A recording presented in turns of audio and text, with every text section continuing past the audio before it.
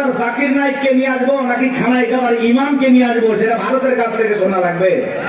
ভারতের কথা আমরা চলি, এজন্য আমরা বলেছি আমরা বারবার রক্ত দিয়ে দেশকে স্বাধীন করেছি। আমরা না হতে চাই ভারতের গোলাম, না হতে চাই আমেরিকার গোলাম, আমরা সবাই আল্লাহর গোলাম। এটা আমাদের জীবনের সবচেয়ে বড় পরিচয়। আমরা কার গোলাম?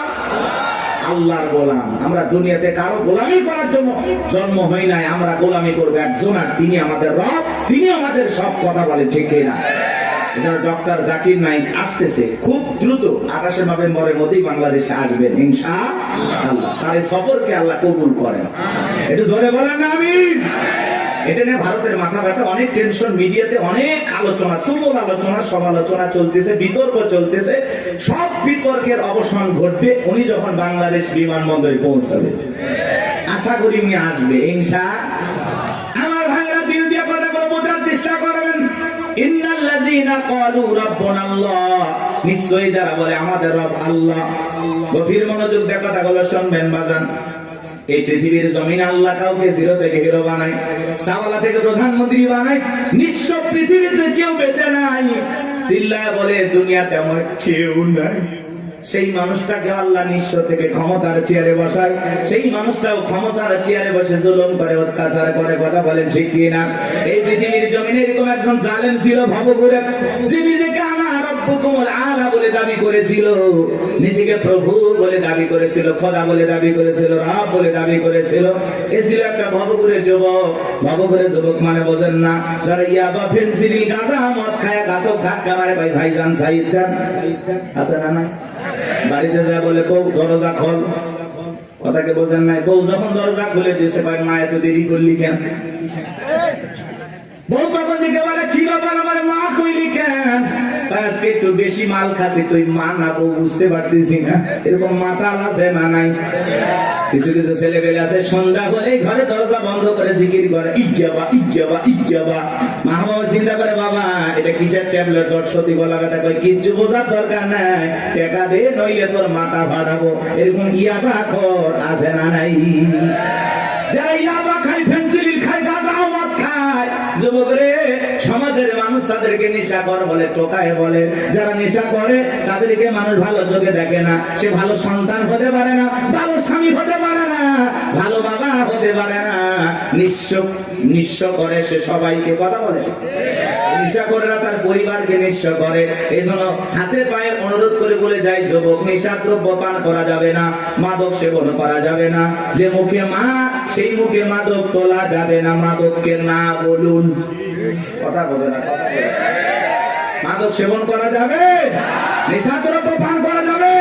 যারা মদ পান করবে এদের জন্য জান্নাত হালাল না হারাম? ওদের জন্য জান্নাত হারাম হয়ে যায়। জান্নাত যদি হারাম হয়ে যাবেন কোথায়?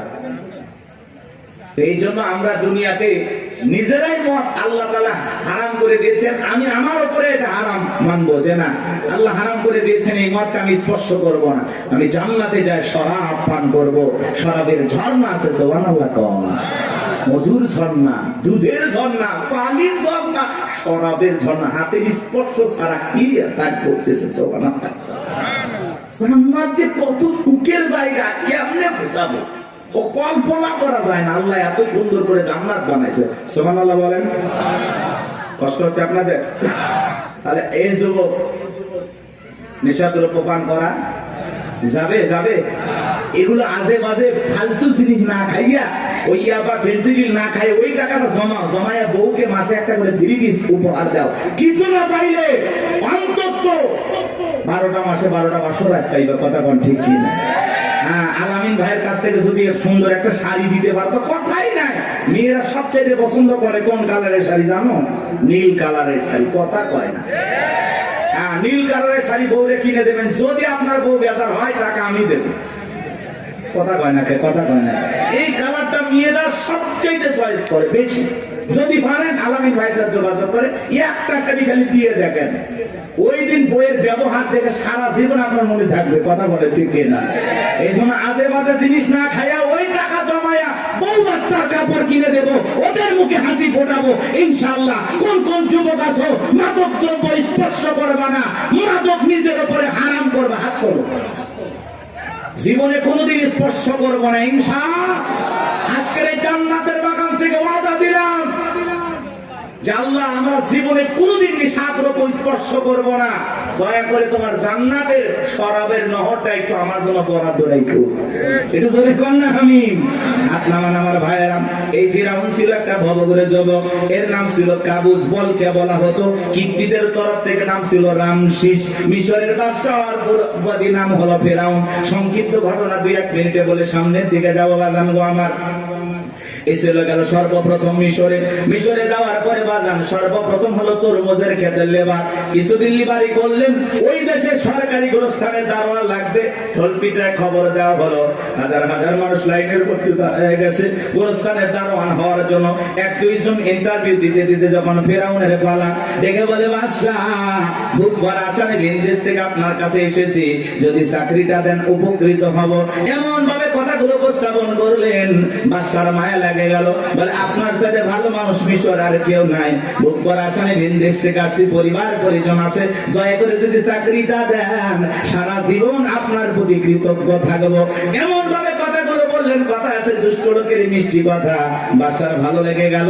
বাদশা ডেকে বলে ইন্টারভিউ বন্ধ করো, এই কাবুজ নামের ছেলেটাকে মিশরের সরকারি গোরস্থানের দারোয়ানের চাকরিটা দেওয়া হলো।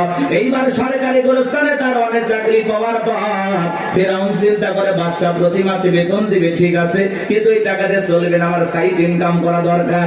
এইবার যারা লাশ দাফন করতে আসে ওদেরকে ডেকে বলে, শোনো, লাশ প্রতি 1টা করে দিরহাম যদি দাও লাশ দাফন করতে দেব, না হলে লাশ দাফন করতে দেব না। জনগণ টেনশনে পড়ে গেল, 1টা দিরহামের জন্য বাদশার দরবার বিচার নিয়ে যাব, লাশ পয়সা বলে শেষ হয়ে যাবে, যদি পাই 1টা টাকাই ছেলেটাই পাক। এই কথা ভেবে জনগণ 1টা করে দিরহাম ফেরাউনকে দেওয়া শুরু করলো। আপনারা বলেন তো বাংলাদেশের মানুষের নাম কি? ঘুষ। 1 টাকা হইলে ওটা কি ঘুষ? এটা কিন্তু বাংলাদেশে আছে আছে আছে। শোনো এই দেশটার গল্প করি, দেশটা মনে হয় স্বপ্নপুরী, শুধু কর ঘুষ কর মদ কর জুয়া কর, হেতায় আছে ভুরি ভুরি, হেতায় আছে ভুরি ভুরি। এ দেশে অসৎ কামাই কেউ করে না, তবে ঘুষের টাকা পেলে কেউ তো ছাড়ে না। টেবিলের নিচ দিয়ে হাত বাড়িয়ে কালো টাকাটা নেই সারিয়ে, টেবিলের নিচ দিয়ে হাত বাড়িয়ে কালো টাকাটা নেই সারিয়ে, করছে ওরা বড় দেশের চুরি, করছে ওরা বড় দেশের চুরি। শোনো এ দেশটার গল্প করি, আছে না নাই? আমার ভাইয়েরা 1টা করে দিরহাম জনগণ দেওয়া শুরু করলো। আল্লাহ রাব্বুল আলামিন ওই সময় একটা মহামারী দিল। 2020 সালে আল্লাহ তাআলা আমাদেরকে একটা মহামারী দিয়েছিলেন, ধরো না ছুঁয়ো না, নাম হলো করোনা। করোনা রোগে আক্রান্ত হয়ে বাবা মারা গেছে, ছেলে বাবার লাশটাও দেখতে যায় নাই, বাবার কবরে মাটিও দেয় নাই।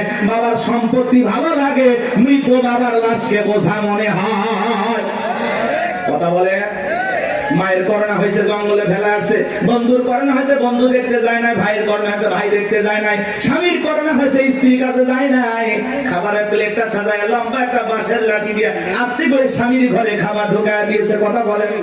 স্বামী যখন সুস্থ হয়েছে, বিবি কাছে ডাকে বলে, জোসনার বাপ, আমি তোমার যে কত ভালোবাসি তুমি জানো না।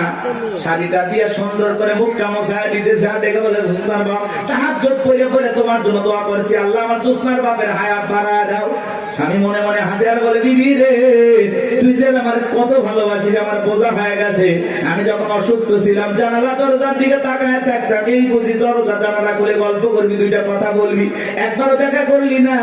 মোবাইলে তোর ছবি দেখে দেখে মনের দুঃখের কথা ভুলে যাইতাম। তুই যে আমার কত ভালোবাসিস প্রমাণ আমি পাইছি। আমি যখন অসুস্থ ছিলাম, আমারে তুই বাঁশ দিয়া খাওয়াইছিস। কথা বলা এজন্য করোনা মহামারী বুঝে দিয়েছে, দুনিয়াতে কেউ কারো আপন না। কথা বলেন, সত্য না মিথ্যা? ওই সময় একটা আতঙ্ক, ভয়, কেউ কারো কাছে যায় নাই। বাজানো আমার এই দুনিয়াতে একটা করোনা মহামারীতে মানুষ মারা গেল, মানুষ আর একটা মানুষের কাছে গেল না, বাবার কাছে সন্তান গেল না। তাহলে ভেবে দেখেন বাজান, দুনিয়াতে কেউ কারো আপন না, সব মিথ্যা মায়া, মিথ্যা মায়া। কথা বলে না? আপনি কি মনে করেন আপনি মারা গেলে আপনার পরিবারের লোকজন আপনাকে ছাড়া অচল হয়ে যাবে, তারা ভেঙে পড়বে? কিচ্ছু হবে না তাদের। আপনি মরে গেলেও আপন গতিতে আপনার পরিবারের লোকজন তাদের জীবন সাজাবে, আপনার জন্য কি অপেক্ষা করবে না? আপনার জন্য পৃথিবীর কোনো কিছু থেমে থাকবে না, না দোকান, না ব্যবসা প্রতিষ্ঠান, না আপনার স্ত্রী, না আপনার সন্তান, না আপনার ব্যবসা বাণিজ্য, ক্ষেত খামার, কোনো কিছুই থেমে থাকবে না। আপনি মরে গেলেও সব আপন গতিতেই চলবে। কথা বলে ঠিক না? বরং আমরাই বেশি বেশি ভাবতেছি যে আমি মরে গেলে আমার পরিবারে কি হবে না হবে। ওদের কথা ভাবতে গিয়ে আমরা আখিরাত ভুলে গেছি। এজন্য আসুন আখিরাতকে টার্গেট করি। কথা বলে না কেন? আখিরাতকে টার্গেট করি। এর মধ্যে দুনিয়া যতটুকু হয় হইলেও আলহামদুলিল্লাহ, না হইলে আলহামদুলিল্লাহ। কথা বলে ঠিক না? কিন্তু বেশি দুনিয়াকে টার্গেট করলে আখিরাত আমাদের কাছ থেকে দূরে সরে যাবে। এজন্য আমরা দুনিয়া টার্গেট করবো না, আখিরাত। আমাদের কার প্রয়োজন বেশি? আল্লাহকে প্রয়োজন দরকার না? তাহলে আখিরাতকে টার্গেট করতে হবে। এই পৃথিবীতে আল্লাহ হলো আমাদের সবচেয়ে আপন। স্ত্রী বলেন, সন্তান বলেন, সবাই স্বার্থ স্বার্থ স্বার্থ ছাড়া কেউ আপনাকে চেনে না। পুরুষ হলো টাকা কামানোর মেশিন। পুরুষের টাকা আছে, পুরুষের পাশে সবাই আছে। পুরুষের টাকা নেই, পকেট ফাঁকা, রাস্তার ভিক্ষুক আপনার সাথে দেখা করবে না। কথা বলে ঠিক না? টাকা আছে, পুরুষের সম্মান আছে। টাকা আছে, পুরুষকে সবাই চেনে। কথাকে বোঝেন নাই? ওই যে গান শুনছেন না, গান শুনছেন, ওইদিকে যাবো না, রাগ করছেন। আপনারা তো রাগ করতেছেন। কি করবো না দোয়া করবো বলেন? আচ্ছা বলেন তো, পুরুষ হলো প্রয়োজন মিটানোর মেশিন। টাকার প্রয়োজন, সম্পদের প্রয়োজন। কথা কয় না কেন? এই প্রয়োজন মিটানোর জন্য আল্লাহ আমাদের দুনিয়ায় পাঠাইছে। কথা কি বুঝতে পারতেছেন বাজান? মন খারাপ করবেন না। যে কথা বলতে চাচ্ছিলাম বাজান, দিল দিয়ে কথাগুলো বোঝার চেষ্টা করবেন, গভীর মনোযোগ দেবেন, সামনে গেলে মজা পাবেন। এ যুবক, তোমরা নিরাশ হয়ে না। তোমরা যুবক, আমিও যুবক, তোমাদের মনের দুঃখটা কি বুঝি। একটু অপেক্ষা করো, তোমাদের জন্য স্পেশাল কিছু আলোচনা মাথার মেমোরিতে সেভ করা আছে, সময় মতো ডাউনলোড দিয়ে শোনায় দেব। মা বোন যারা বসে আছে না, মা একেবারে নিরাশ হবেন না। মা মহিলা প্যাডেলে মা বোনদের জায়গা হচ্ছে না, আমি শুনেছি। আর পাগলিদের জায়গা একটু বেশি লাগে। ওদের ঘরেও যেরকম দখল করতে চায়, বাহিরে গেলে দখল করতেছে। কথা বল না কেন? এই যে মা বোনদের জন্য কিছু ওয়াজ করা দরকার আছে না নাই? কিছু বাঁকা পথে মা বোন চলে, বাঁকা পথে চলা মা বোনদেরকে ওয়াজের মাধ্যমে আজকে একটু সোজা করা হবে। একটু সময় দেন, সামনে যায়। আমার ভাইরা চলেন, সামনে থেকে যায় বাগান। ওই ডায়রিয়া কলেরা মহামারীতে হাজার হাজার মানুষ মারা গেল। আর ফিরাউনের পকেটে টাকা ঢুকলো। টাকা পাইতে পাইতে এত টাকার মালিক হয়ে গেল বাজান। টাকা টাকার কারোর কোনো জায়গায় নাই। এবার বাদশার দরবার একদিন চলে আসছে। বাদশা, আমার কাছে কিছু টাকা পয়সা আছে। এলাকায় যারা গরিব মানুষ খাজনা দিতে পারে না, দুঃখী মানুষ খাইতে পারে না, আমি তাদের একটু জনসেবামূলক কাজ করতে চাই। বাদশাটাকে বলে, বাবা তো ভালো উদ্যোগ, তোমার মতো ছেলে ঘরে ঘরে জন্ম নেওয়া দরকার। এইবার জনগণের সেই সমস্ত টাকাগুলো নিয়ে আসা, গরিব মানুষের মাঝে বিতরণ করলেন, খাজনা পরিশোধ করে দিলেন। বলেন তো টাঙ্গাইলের মুসলমান, বুঝে থাকলে বলেন তো টাকাগুলো ছিল কার? মাইক ধরে বলতেছে 5 লাখ দেব, টাকা পাবে কোথা থেকে? আসমানের ফেরেশতারা প্যাকেট পাঠাবে নাকি? ভালো করে বুঝবেন কোন টাকা কোন জায়গায় যায়। আমাদের গাইবান্ধার আঞ্চলিক ভাষা একটা কথা বলে, মাছের তেল দিয়ে মাছ ভাজা। কথা কি বুঝতে পারতেছেন? জনগণের টাকা জনগণের মাঝে বিতরণ করে ফাও ফাও বাহাবা পাইলু। জনগণ দিকে বলে, আরে রাজ্যের বাদশা যদি এই ব্যক্তি না হয়া গোরস্থানের ছেলেটা হইতো, না জানি আমাদের কপাল খুলে যেত। নির্বাচনের আগে একটু জনসেবামূলক কাজ করা দরকার আছে না নাই? আমার এলাকার নেতা কাঁচা রাস্তা মানে মাটি রাস্তা, বোঝেন তো বাজান, ইট পাড়তেছে, 2 গাড়ি ইট পাড়তেছে। মানুষজন বলে, বাবা ইট পাড়তেছে, তুমি তো এখনো নেতা হয় নাই, কারণটা কি? ছেলেটা বলতেছে, আপাতত ইট পেরে দিলাম, আর ভবিষ্যতে আমার মার্কায় যদি সিলভারে এলাকার নেতা বানায় দিতে পারে, আমার 1 নাম্বার টার্গেট এই কাঁচা রাস্তা পাকা করা। এই রাস্তাতে আপনাদের ছেলে স্কুলে যাইতে পারে না, আপনারা হাটে বাজারে যাইতে পারেন না, মাঝে মাঝে আপনাদের কথা মনে হলে রাতে ঘুম আসে না। কি অভিনয়! নেতা হতে গেলে অভিনয় জানার দরকার আছে তো না? কথা কয় না। যারাই নেতা এরাই কিন্তু পুরোটা কি অভিনেতা। অভিনয় না জানলে নেতা হওয়া যায় না বাজান। ভালো করে বোঝার চেষ্টা করবেন। জনগণ বিশ্বাস করে যদি নেতার মার্কায় সিল মারে, নেতাকে নির্বাচিত করে, নেতা তো এলাকায় থাকে না, ঢাকা শহরে বান্ধবী নিয়ে ঘুমায়। কথা বলেন ঠিক কিনা? মার্কা থাকে যে কয়দিন নেতার আনা গোনা সে কয়দিন। আমরাও জনগণ কম খারাপ না, 1.5 টাকার বিরিয়ার 3 টাকার চা খায় কি স্লোগান, বল্টু ভাইয়ের চরিত্র ফুলের মতো পবিত্র, নামাজ পড়া কক্ষ কাজা খায় 5 ওয়াক্ত কম শরীরে বাঁকা ভক্ত, শয়তানের 1 নাম্বার ভক্ত, হুজুরের জন্য খুবই শক্ত চুষা খাই গরিবের রক্ত। পোস্টার লেখা যে গরিবের বন্ধু, ভোট দিয়ে দেখেন গরিবের কয় নাম্বার শত্রু, কথা বলে। রাস্তার একটা ভিক্ষুক মহিলার দিকে 500 টাকা দিয়ে বলে, আপনার চেহারার মাঝে আমি আমার মাকে খুঁজে পাই। আম গাছে নেতার ছবি ঝুলানো থাকে, নির্বাচিত হওয়ার পরে এলাকায় থাকে না। আম গাছে বিদ্যুতের ঘুড়িতে নেতার বিশাল বিশাল ছবি, আর লেখা আছে আমি অমুক নেতা, যারা গালি বদনা, পবিত্র ঈদ উল আজহার শুভেচ্ছা, পবিত্র ঈদ উল ফিতরের শুভেচ্ছা, খালি ব্যানার দিয়ে শুভেচ্ছা জানায়, জীবনে কোনোদিন আর কাছে আসে না। এই নেতা ওই ব্যানার লক্ষ লক্ষ টাকা দিয়ে না বানাইয়া, ওই ব্যানারের টাকা দিয়ে যদি গরিব দুঃখী মানুষের মাঝে বিতরণ করো, তোমার ব্যানার লাগবে না গো, ব্যানার লাগবে না। জনগণ তোমার মার্কায় জায়গা মতো সিল মেরে দেবে, কথা কান ঠিক খেয়ে দেয়। কিন্তু ওই যে মার্কা থাকে যে কয়দিন নেতার আনা গোনা সে কয়দিন, অলিতে গলিতে নেতাকে পাওয়া যায়। মানুষ হলে জানা যায় হাজির, জুমার নামাজের সামনে হাজির, আসরের নামাজ পরে 2 বার, কথা কয় না। এক নেতা মানুষকে সালাম দিতে দিতে হোশ হারায় ফেলছে, রাস্তার খেজুর গাছ পায় 1 লাইনে সালাম দিয়ে যাচ্ছে। কর্মী চাচা ভেতরে কয় নেতা এটা মানুষ না খেজুর গাছ। নেতা বলতেছে আমি মনে করছি এটাও ভোটার। কথাকে বুঝতে পারতেছেন বাজান? এই জন্য আপনাকে আমাদের পরিবর্তন হওয়া লাগবে বাজান। বারবার ওদের কথাই বলা যাবে না, বলা যাবে না।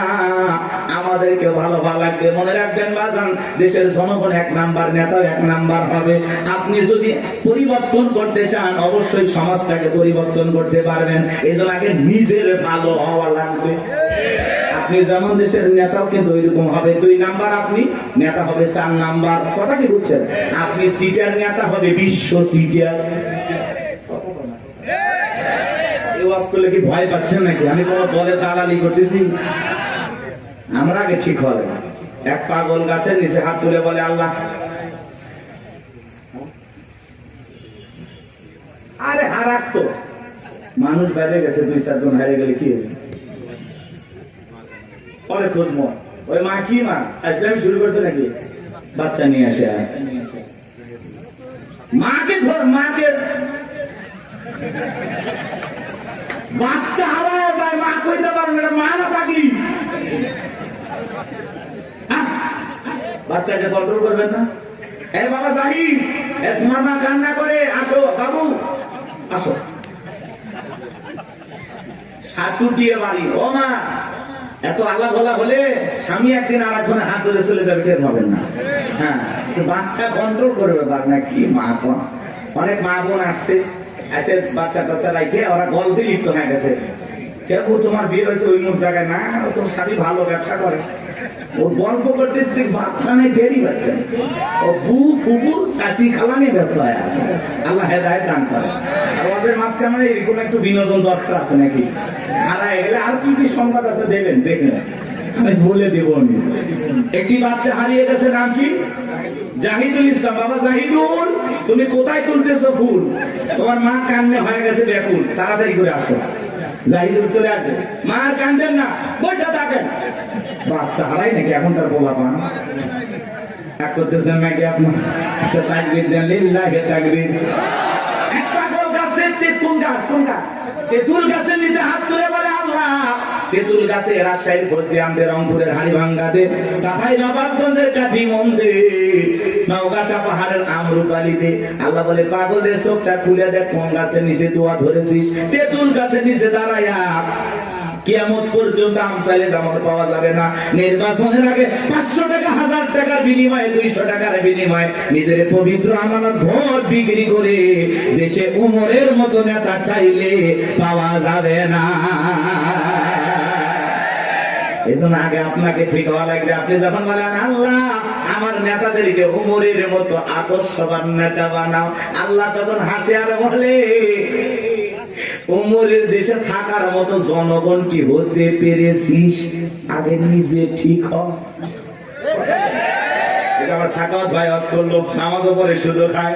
আপনি যখন সুদ খায় মুনাজাত করেন রব্বানা আতিনা ফিদ দুনিয়া, আল্লাহ বলে তোর মতো সুদখোর হারাম করে দোয়া কবুল হবে না। সুদ খায় ঘুষ খায় হাত তুলে দেওয়া, আল্লাহ মাফ করে দিন। ভালো ভাই, আপনি জানেন না সুদ খাওয়া হারাম, ঘুষ খাওয়া হারাম, খাইতেছেন মজা লাগে, টাকায় টাকা বাড়ে, কারেন্ট সুদ, ওরে বদমাইশ।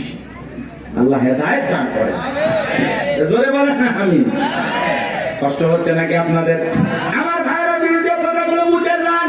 আমি যে কথা বলতে যাচ্ছিলাম, তালুকদার বংশের মতো যদি কলিজাটা বড় হয়, বাপের বেটা যদি হয়ে থাকেন, ডান হাতটা তুলে বলেন হুজুর যতদিন বেঁচে থাকবো নির্বাচনকে কেন্দ্র করে চা বিড়ি পান সিগারেট খাবো না, একটা টাকাও কোন নেতার কাছ থেকে নেব না, সৎযোগ্য নির্ভীক আল্লাহওয়ালা সমাজের নেতৃত্ব দেওয়ার মতো উপযুক্ত নেতাকে আগামীতে ভোট দিয়ে নির্বাচিত করব।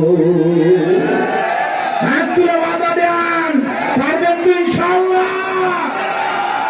আপনার ভোটে যেন কোন চোর ডাকাত সন্ত্রাস এলাকার বিপুল পরিমাণের লুটপাটকারী ব্যক্তি যেন ক্ষমতার চেয়ারে বসতে না পারে। আঙ্গুলের সাপটা দেওয়ার আগে চিন্তা করা লাগবে, আমার ভোটে কোনো মোসারু গাজারু মাদারু সুদারু আপনার ভোটে নির্বাচিত হয়ে যেন ধর্ষণ না করতে পারে, দেশের টাকা বিদেশে পাচার না করতে পারে। এমন নেতাদেরকে 54 বছরে দেখেছেন, আগামীতে যা করবেন বুঝে শুনে করা লাগবে। ভাবিয়া করিও কাজ, করিয়া ভাবিও না, পাথর দিয়ে মানুষকে করবে খুন, এমন নেতা সমাজে প্রয়োজন নাই। কথা বলেন ঠিক কিনা? চলে না বাজার সামনের দিকে যায়, কথা মানে একটু বেশি হয়ে গেল, মন খারাপ করছেন। কথা বলা লাগলো, অবস্থা যেমনই হোক বাজার দিল্লিয়া কথাগুলো শুনে যান। নির্বাচনের আগে একটু জনসেবামূলক কাজ সবাই করে, আর নির্বাচনের পাতিলে যে চা রান্না হয়, বৃষ্টি হওয়ার পরে খেলে পালে নিচে যে পানি যায়, ওইটার রং আর ওই পাতিলের চায়ের রং সমান। কথা কোন ঠিক কিনা? এখন একটা চা খায়, বিড়ি খায়, সিগারেট খায়, নিজের পবিত্র আমানতটা বিক্রি করবেন না। মাথায় থাকবে। আল্লাহ হেদায়েত দান করেন। চলেন সামনের দিকে যাই বাজান। এইবার মিশরের মন্ত্রী মারা গেল, নির্বাচন শুরু হয়ে গেল। আগে তো জনগণের মন কায়রে নিছে, সবাই বলে ভোট দিবা কোনখানে? কয় ফেরাউন যে মার্কাটার আছে তার মাঝখানে। এক চান্সে সবাই মিলে ফেরাউনকে ভোট দিয়া মিশরের মন্ত্রী বানায় দিল। কিছুদিন পরে আল্লাহর খেলা বোঝা বড় গায়, বার্ধক্যজনিত কারণে মিশরের বাদশা মারা গেল, সিংহাসন ফাঁকা হয়ে গেল। ফেরাউন সমস্ত জনগণ আর নেতাদেরকে ডেকে বলে, দেশের জনগণ শোনো দিয়া মন, দেশের বাদশা মারা গেছে, বাদশা ছাড়া একটা দেশ চলতে পারে না, তোমরাই বলো মিশরের বাদশা হবে কে? সমস্ত জনগণ ডেকে বলে, অনেক আগে আপনাকে চেনা জানা হয়ে গেছে, আপনি মিশরের বাদশা হয়ে যান, আমাদের কার কোনো আপত্তি নাই। জনগণ যখন সমর্থন দিল, ফিরাউন নেতাদেরকে ডেকে বলে, তোমরা বলো আপত্তি আছে?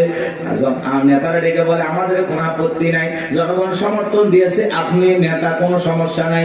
এইবার সবার সমর্থন পাইয়া মিশরের বাদশা হয়ে গেল, ক্ষমতার চেয়ারে বসে ঠেসছে কি। রাতের বেলায় ফিরাউন ঘুমাইতে যায়, চোখে আর আরামের ঘুম আসে না, ঘুম থেকে লাফায় লাফায় ওঠে। অনেক মানুষ দেখবেন বাজানে 4টা ঘুমের ট্যাবলেট খায়, কোটিপতি টাকাওয়ালা সম্পদওয়ালা বড় বড় হাইব্রিড নেতা 4টা ট্যাবলেট খায়, ঘুমায়। এরপরে রাত 2টার দিকে ঘুম থেকে উঠে সিসি ক্যামেরার ফুটেজ তালাশ করে, কেউ ঢুকছে নাকি মারার জন্য। কারণ বিল্ডিং এর প্রত্যেকটা জায়গায় খালি দুর্নীতির গন্ধ, জুলুমের গন্ধ, মানুষ মারার গন্ধ, মানুষকে প্রতারণা ধোঁকা দেওয়ার গন্ধ। কথা বলেন না কেন? ওই বিল্ডিং কি আমনে দাঁড়াইছে? রাগ করতেছেন আপনারা? এ বাজার আমার লম্বা করব না। ধনী মানুষ টাকা আছে, সম্পদ আছে, দামি বিছানা আছে, দামি খাট আছে, কিন্তু ঘুমটা নাই। আর গরিব রিক্সা চালায়, ভ্যান চালায়, মাঠে কাজ করে, আলু ভর্তা দিয়ে, ডাল ভাজি দিয়ে, সবজি দিয়ে ভাত খায়, বউকে কোলে নিয়ে ঘুমায়, কি আরামের ঘুম। কথা বলেন না কেন? আর ধনী স্বামী স্ত্রীর মধ্যে দাও কুড়ালের সম্পর্ক, বউ আলাদা খাটে, স্বামী আলাদা খাটে, ইয়া তো ধনী হয়ে গেছে, এখন স্বামী স্ত্রীর মধ্যে মহব্বত ভালোবাসাই নাই।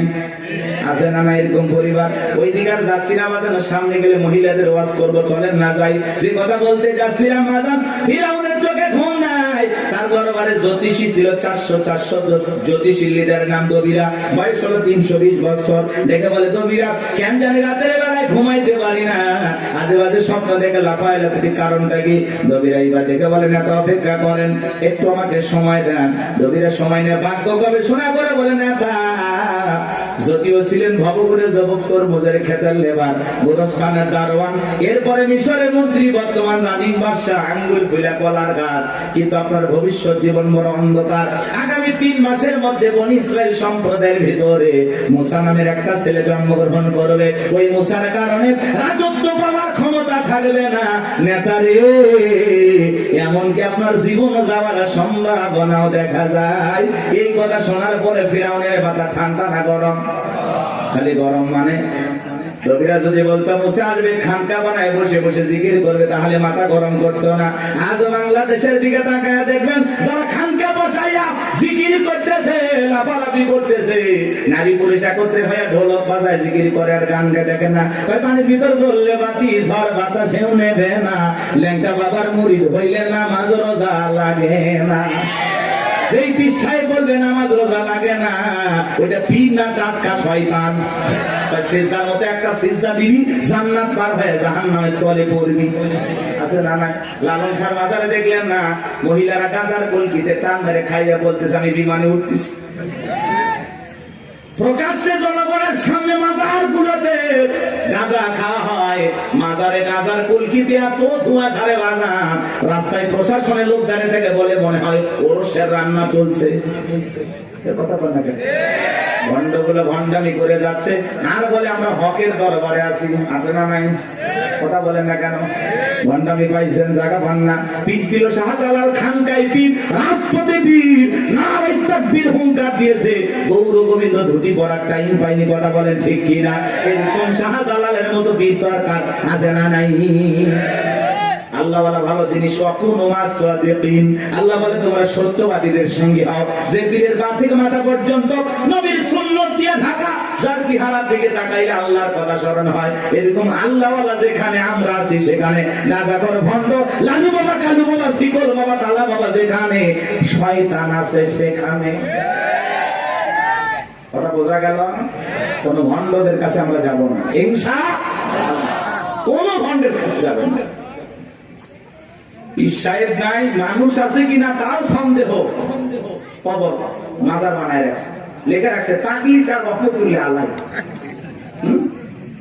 উপরে লেখা মাহবুব সোবান, ভারতের কামান, জামানার জামান। আছে না নাই?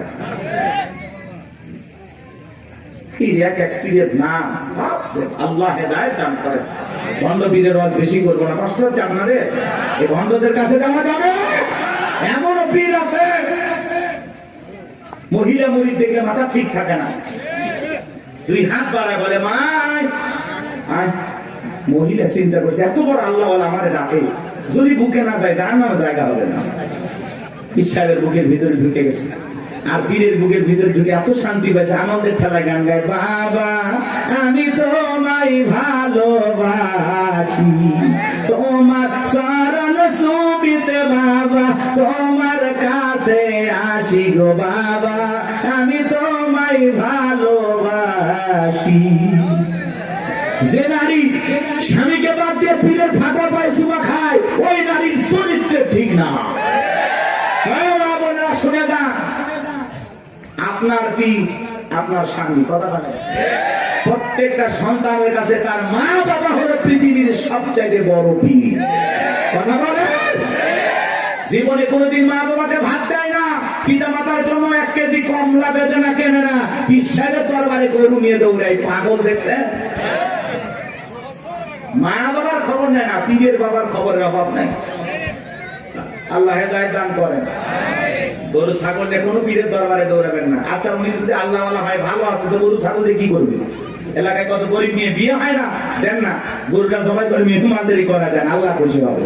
এলাকায় মাদ্রাসা আছে, গরিব দুঃখী বাচ্চা পড়াশোনা করে, এতিম বাচ্চারা, একটা ছাগল মাদ্রাসায় দেন, ওরা জবাই করে কি আল্লাহ কোরআন তেলাওয়াত করবে, আরশের মালিক আল্লাহ খুশি হবে। আপনি মাজারে যায় ছাগল গরু দিয়ে, হ্যাঁ রাত ভর্তি করে নিয়ে যায়, মাইক বাজারে গান গায়, দেখেননি? যা কত কথা বলা যাবে না, কষ্ট হচ্ছে আপনাদের। কোন বাজারে টাকা পয়সা দান করবেন না। কথা বলে হ্যাঁ, কোন মাজারে যদি মসজিদ থাকে, মাদ্রাসা থাকে, সেই জায়গায় আপনি দান করতে পারেন। শুধু মাজার এমন জায়গায় 1 টাকা দেবেন। কথা আপনার যা বলতেছে আপনি তাই করবেন। মাজারে কেন টাকা দিচ্ছেন? উনি আল্লাহ না ভালো আছে না, টাকা দিয়ে কি করবে? আগে কিনে খাবে।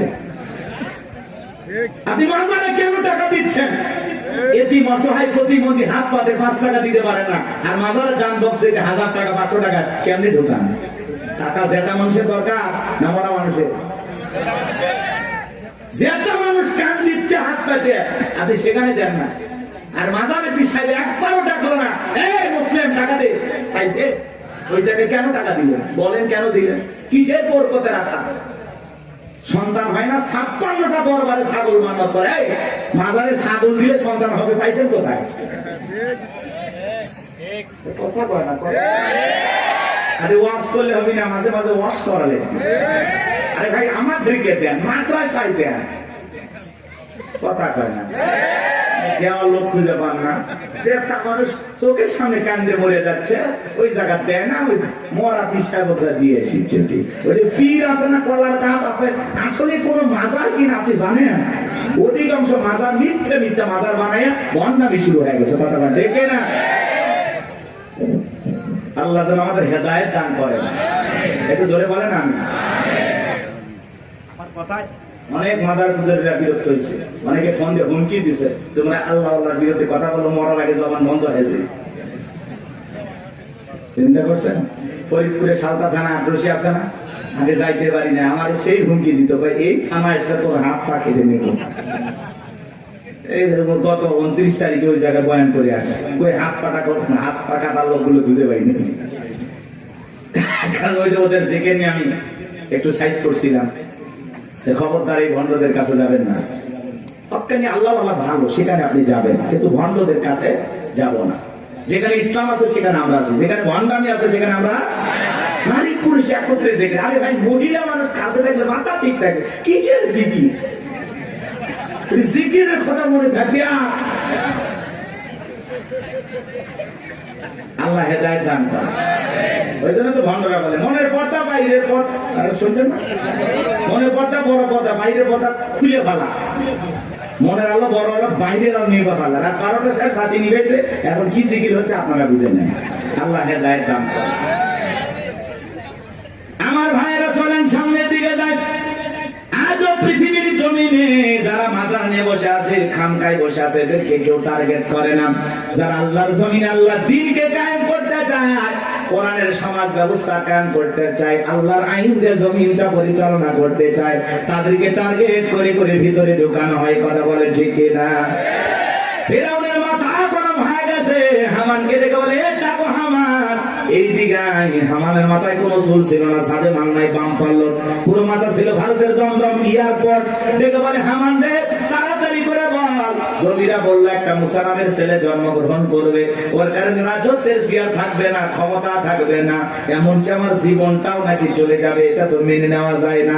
হামান দেখে বলে, নেতা টেনশন নাই, মাইট ইজ রাইট, জোর যার মূল্য তার, পাওয়ার রাজত্ব আমাদের, ক্ষমতা আমাদের হাতে, আমরা যা বলবো মিশরের জনগণ তাই মানতে বাধ্য। বলে, কি করতে চাস? হামান দেখে বলে, নেতা যত ছেলে সন্তান জন্মগ্রহণ করবে সবাইকে জবাই করে করে দুনিয়ার বুক থেকে বিদায় করে দেব, তাহলে আপনার শত্রু মুসার আগমন ঘটবে না। এমন কথা শোনার পরে ফিরআউন ডেকে বলে, হামান রে, আসলেই তোর মাথায় বুদ্ধি আছে, তবে শোন, ছেলেগুলোকে জবাই করবি, মেয়েগুলোকে জবাই করবি না, কারণ ছেলেদের মধ্যে আমার শত্রু আছে, মেয়েদের মধ্যে কোনো শত্রু নাই। তার মানে চোর বলে মানুষ ভালো, মোবাইল নিয়ে গেল, সিম কার্ড খুলে দিয়ে গেল। কথা বলেন ঠিক কিনা? সন্তান জবাই করা শুরু হয়ে গেল, 3টা মাস অতিবাহিত হয়ে গেল। জমিরাকে দেখে বলে, জমিরা এইবার গবেষণা করে দেখ, আমার পথের কাটা মুসা মরল না বাঁচলো। জমিরা গবেষণা করে বলে, না, তার 3টা বর্ণনা পাওয়া যায় বাজান। একটি বর্ণনায় বলা হয়েছে 20,000, আর একটি বর্ণনায় বলা হয়েছে 24,000, আর একটি বর্ণনায় বলা হয়েছে 80,000। জমিরা দেখে বলে, না, তো যদিও হাজার হাজার মায়ের মুখ খালি কইরা সন্তানগুলোকে জবাই করে বিদায় করেছেন, কিন্তু আপনার পথের কাটা মুসা এখনো মরে নাই, মরে নাই, মায়ের কোলে জীবিত আছে, সুস্থ আছে, কিন্তু কোন বাড়িতে আছে, কোথায় আছে, এইটা বলার ক্ষমতা আমাদের নাই। বলেন আল্লাহু আকবার। ওয়া মাকারু ওয়া মাকারাল্লাহ ওয়াল্লাহু খায়রুল মাকিরিন।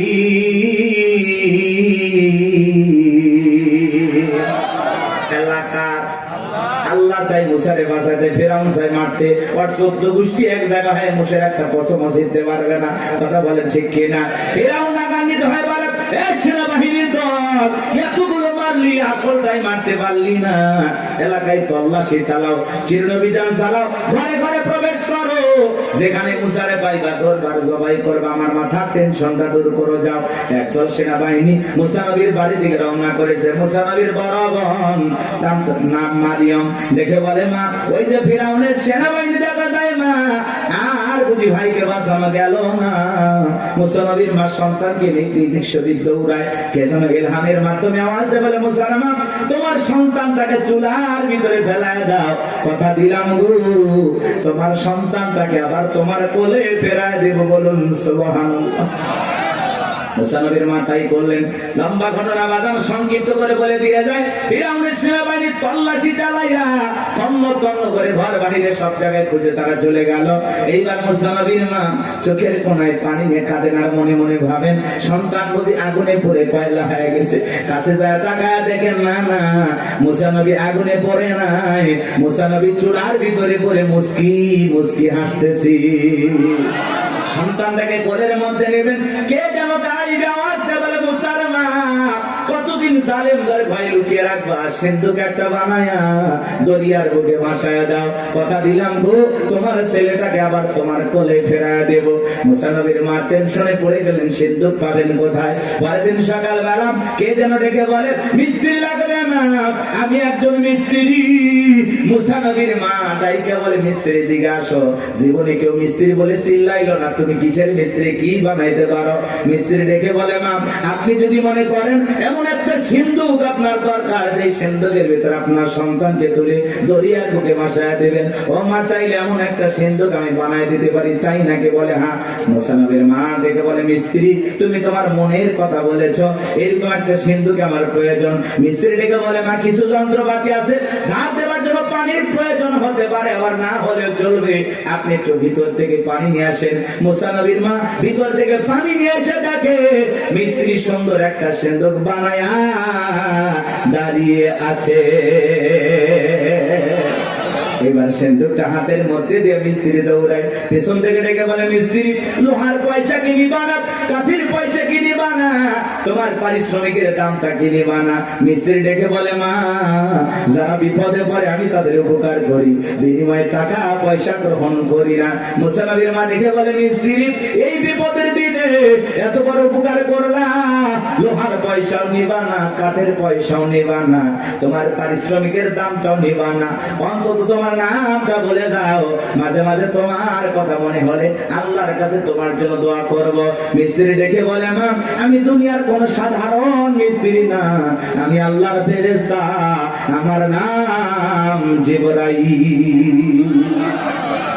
এইবার সিন্ধুকের ভিতরে মুসা নবীকে তুলে দরিয়ায় ভাসায় দিলেন। আর মেয়ে মারিয়মকে বলে, মা সিন্ধুক ভাসতে ভাসতে কই যায় খবর নিয়ে আসবি। ওই দিন বিকেল বেলা ফিরাউন তার প্রিয়তমা স্ত্রী আসিয়াকে নিয়ে আসছে সমুদ্রের সৈকতে হাওয়া খাইতে। মাঝে মাঝে বউকে একটু বিনোদন করা দরকার, আছে না নাই? হালাল বিনোদন। মাঝে মাঝে ভাবি কিনে কক্সবাজার চলে যাবেন যদি সামর্থ্য থাকে, কথা কয় না?